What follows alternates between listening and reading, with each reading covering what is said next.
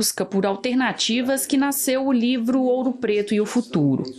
A publicação, que mistura arte e pesquisa sobre mobilidade urbana, traz um panorama de como era a circulação de pessoas na Ouro Preto do século XVIII, qual o cenário nos dias de hoje e como pode ser construído o futuro da cidade. As intervenções que nós vamos fazer, ou que nós queremos fazer em Ouro Preto, ou que nós acreditamos que é possível fazer, todas são intervenções que não destroem e não são incompatíveis com o patrimônio histórico. Então, no nosso texto que nós estamos propondo, Ouro Preto e o Futuro, é que Ouro Preto seja uma cidade tão rica, tão bonita e com um patrimônio tão bem preservado, mas que possa ser usufruído por todas as pessoas. Vamos falar de Campeonato Brasileiro. Ainda não foi dessa vez que o Botafogo voltou a vencer. Na disputa pela liderança, o Glorioso visitou Fortaleza e ficou no empate. O primeiro gol da partida saiu logo aos 7 minutos. Caleb cruzou rasteiro e Iago Pikachu abriu o placar para o Leão do Pici. Pouco depois, Brites tentou afastar, mas acabou mandando de peixinho contra o próprio gol, 1-1. Ainda antes do intervalo, Guilherme colocou os donos da casa em vantagem novamente. Na segunda etapa, Danilo Barbosa deixou tudo igual, 2-2. Flamengo e Bragantino duelaram no Maracanã. O único gol da partida saiu no segundo tempo, neste lance finalizado por Arrascaeta, 1-0. Sobre os jogos de ontem do Brasileirão, eu converso aqui no estúdio com o comentarista Sérgio de Bocage. Vamos começar, Sérgio, falando do Botafogo. Boa tarde. Pois é, o Botafogo. Curiosamente, Flamengo e Palmeiras e Botafogo até ontem haviam perdido 11 pontos para os times da parte de baixo da tabela. O Botafogo empatou com Fortaleza, foi a 13. Perdeu a liderança do campeonato. Como faz diferença? Lembrando que o Fortaleza é o próximo adversário do Palmeiras. Pode mexer ainda mais nessa tabela de classificação. Já o Flamengo venceu aqui no Maracanã e pode virar líder, né? Pode virar líder dependendo dos resultados. Vale a pena destacar que o Flamengo ontem gastou R$400 mil em jatos particulares para trazer dos jogos das eliminatórias o Pulgar e o Arrascaeta. Um deu o passe para o outro, saiu o gol da vitória. Valeu a pena investir. Reta final do Brasileirão, o que você destaca dos jogos no fim de semana? Então, não devemos esquecer da parte de baixo da tabela, que para mim América Mineiro e Curitiba caíram já, Goiás, Bahia, Cruzeiro e Vasco lutam para ver quem permanece na Série A. E na parte de cima, Flamengo, Palmeiras, Botafogo e Flamengo. A Rádio Nacional transmite inclusive o jogo Botafogo e Santos. Os torcedores do Flamengo estão em polvorosa. Os dois últimos títulos, 2009 e 2020, a situação na 34ª rodada era essa. O Flamengo estava a 2 pontos do líder e o Flamengo acabou sendo campeão. Com um detalhe, em 2009...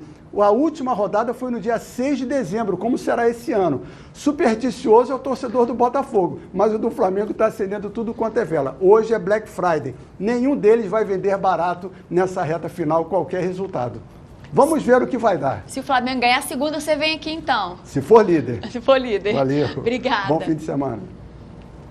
Sexta-feira é dia de agenda cultural com dicas para você curtir o fim de semana. Vamos acompanhar. Um dos maiores nomes da literatura brasileira é homenageado em São Paulo. A ocupação Machado de Assis reúne cerca de 100 documentos, primeiras edições dos seus livros, fotos, cartas e itens da biblioteca pessoal de Machado. Aqui a ocupação, ela busca apresentar algumas facetas pouco conhecidas do grande público e reafirmar outras mais conhecidas também da sua genialidade, do seu cuidado com a palavra, da sua arquitetura na construção dos seus textos, objetos, muito material original e muitas reproduções interessantes desse escritor que foi um grande narrador, também um grande contador de histórias do nosso país. Algumas das traduções que levaram as histórias de Brás Cubas e Quincas Borba, Bentinho e Capitu pelo mundo também estão na exposição, que conta ainda com a exibição de depoimentos de jovens estudantes que leram e discutiram obras de Machado de Assis. A ocupação está no Itaú Cultural, com entrada gratuita.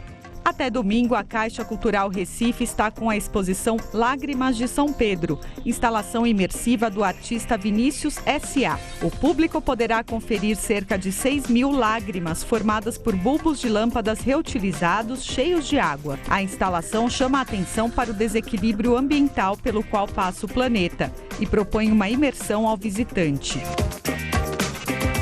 Hoje e amanhã, das 10 da manhã até as 8 da noite e domingo até as 6 da tarde. A entrada é gratuita.